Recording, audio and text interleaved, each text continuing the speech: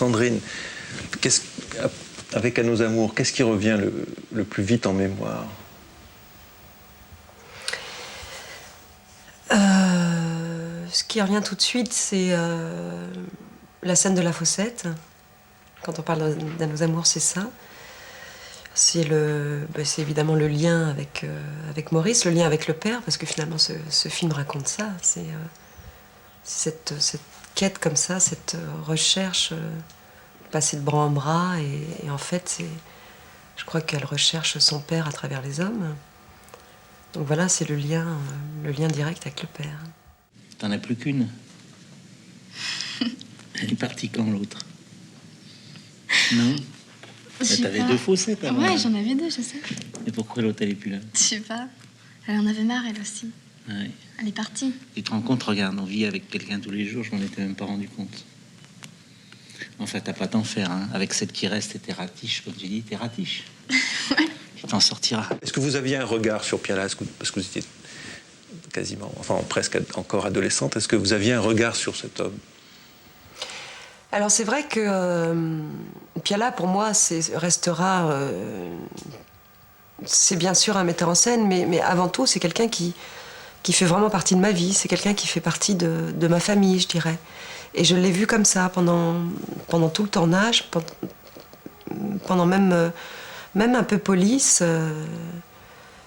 Pour moi, c'était comme un peu comme un deuxième père, malgré tout. Sans faire de transfert, sans tout ça, mais... La première image que j'ai de lui, je me suis dit, mais cet homme est beau et a une présence incroyable.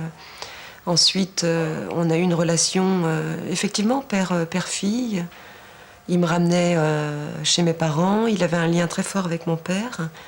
Il me posait beaucoup de questions sur ma relation avec mon père. En plus, à l'époque, il n'avait pas d'enfant.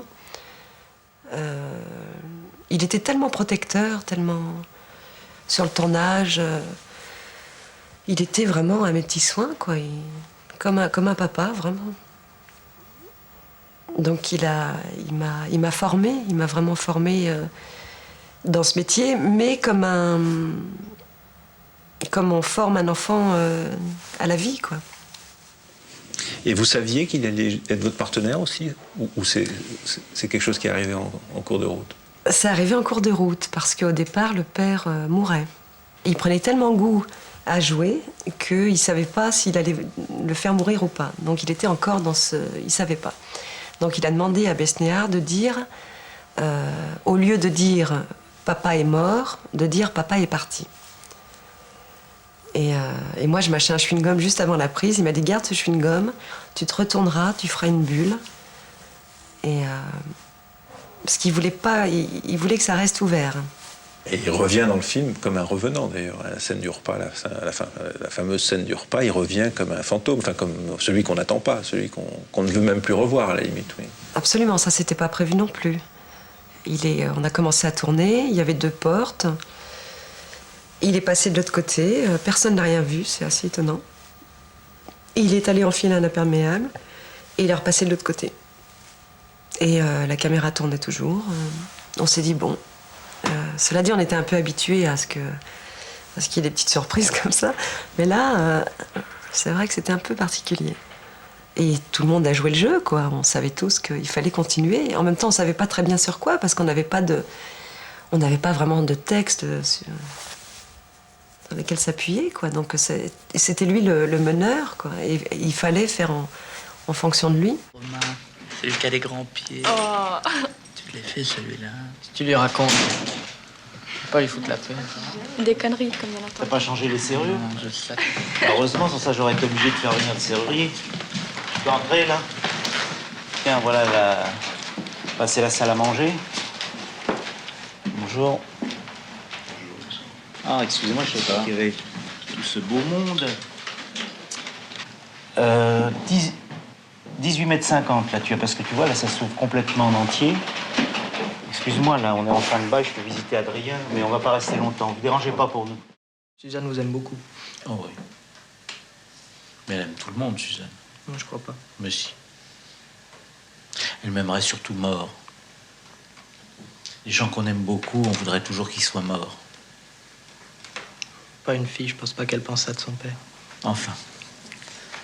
Moi, je crois que tous ceux-là, ils auraient voulu que je crève. Alors là, je serais devenu un dieu vivant. J'ai compris. Si j'étais mort... Oh, mais arrêtez, merde! Tout était très appuyé, quoi, sur ce qu'on était nous personnellement. Donc bon.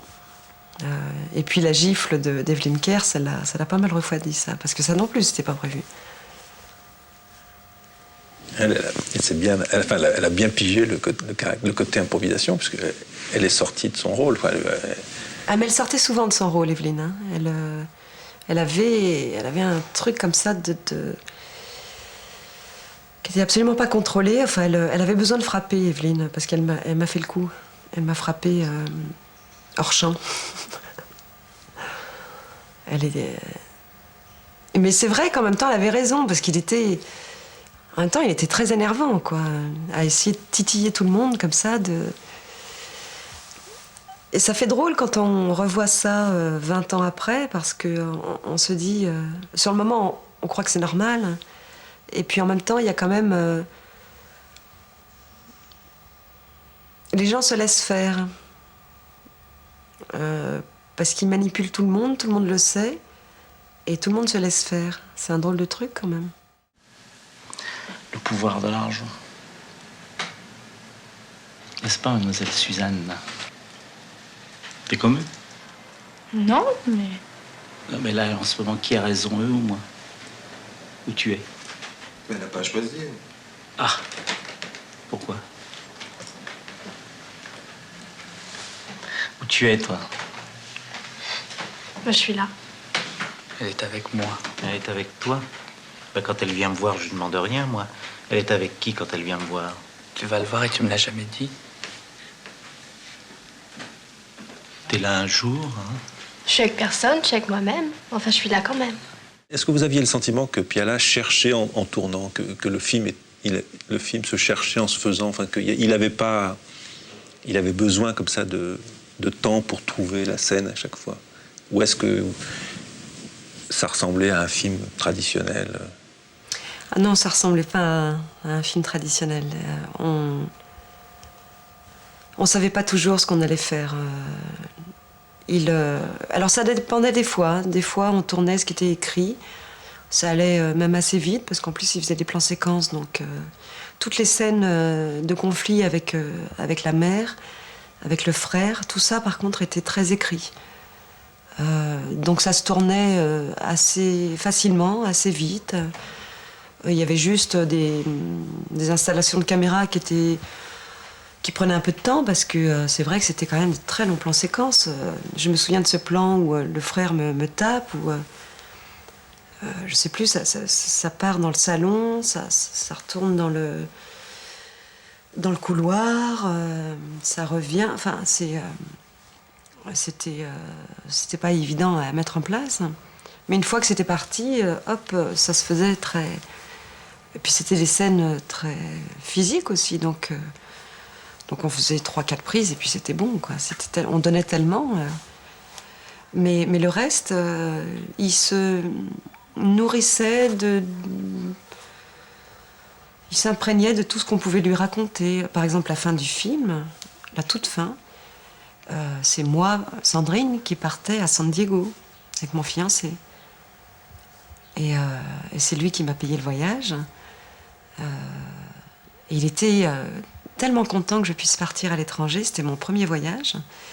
Puis en même temps, il trouvait ça hallucinant d'aller à San Diego. Ce que je comprends, parce que San Diego, il faut vraiment avoir envie d'y aller. Et donc voilà, le bus, cette superbe scène, tu verras les baleines, tout ça. Il me parlait à moi, Sandrine. Moi, quand j'étais jeune, pour aller à Trouville, c'était toute une affaire. On allait à la mer qu'une fois par an, on en rêvait toute l'année. Maintenant, toi, tu vas comme ça, le Pacifique. Ouais. C'est quelque chose, hein. Adrien m'a dit que l'hiver, au mois de janvier, on voit passer des bancs de baleines de la côte. On les voit comme ça, à vue d'œil. Ça doit être super. San Diego, c'est chouette aussi, il paraît. C'est le premier port américain de guerre. Il y en a des marins, là. Tu vas en voir des uniformes. Toi qui aimes ça. Tu pars avec qui? Avec Michel. Ah, celui qui a un grand nez? Ouais.